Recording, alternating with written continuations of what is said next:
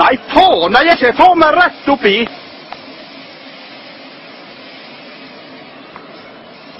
Nei, ring politiet med en gang. Å, helvete.